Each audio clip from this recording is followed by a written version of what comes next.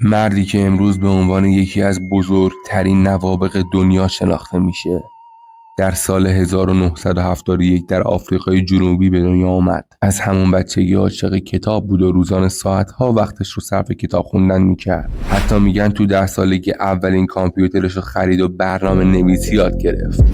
بله، ایلان ماسک. ایلان در 17 سالگی به کانادا مهاجرت کرد و بعد به آمریکا رفت. اون اولین شرکتش زیپ2 رو در 24 سالگی تأسیس کرد و بعد از فروشش میلیونر شد.